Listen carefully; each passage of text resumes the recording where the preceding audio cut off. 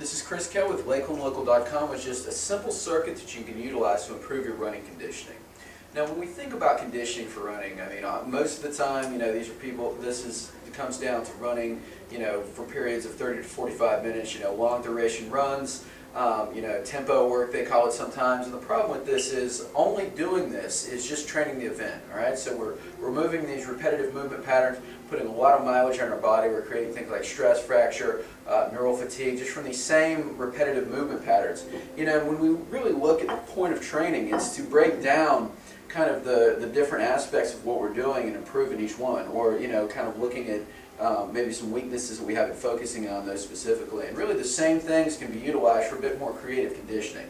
All right, so rather than saying, okay, I'm going to run for 30 minutes, I'm going to run for 45 minutes, these long duration events we want to get away from. So the first thing that we want to do is break them up. Right? So rather than saying 30 minutes a day, all right, I'm going to break this up into 5 to 10 minute circuits. All right, that way I can go harder. I can work on the intensity, or I can work at a fairly high intensity, within the heart rate zone that we're looking for. But at the same time, I can break this down into different tasks. All right, and one thing that we like to do to improve muscular endurance in both the lower and the upper body is to kind of do a lower body circuit and upper body bodyweight circuit, and then go do a tempo run for maybe 10 minutes before we go at this high pace. As long as your heart rate is in that aerobic zone, it really doesn't matter what you do. I mean, obviously you still need to run enough to where you're getting your miles in and you're doing your thing, but at the same time, we're working on specific things that need improvement as well. So this is going to help us with, again, endurance of the shoulders, lower body, and that's a good thing. So probably the best exercise to do that, as well as to increase the efficiency of your foot contacts for lower body. And you'll have to forgive me, my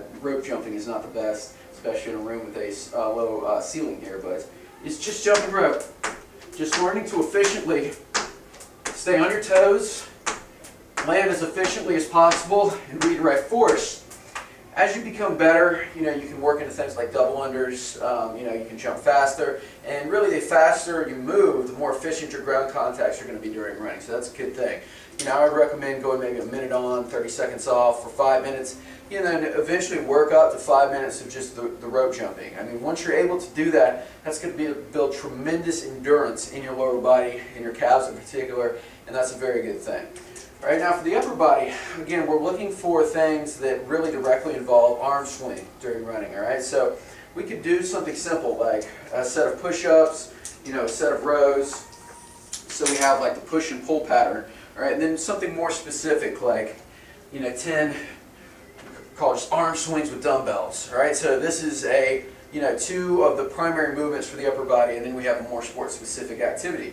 All I would do in this situation was set a clock for 10 minutes, perform 10 reps of each exercise, just keep moving at this cantered pace. All right, see how many rounds that you can collect. The more you're able to get in during that time, the more efficient you're going to be. All right, and then we finish up with a tempo run. The goal is to stay within that heart rate zone, but because you're already fatigued, that's not going to be so hard.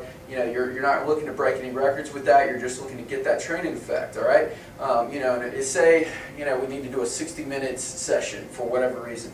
You could break, or say you do a 30-minute session. Break that up into 2 periods of time. Do maybe one AM PM session if possible. The more we break that up, the better off you're going to be in terms of recovery. Give your body a little bit of room to breathe, and that is your circuit conditioning explanation.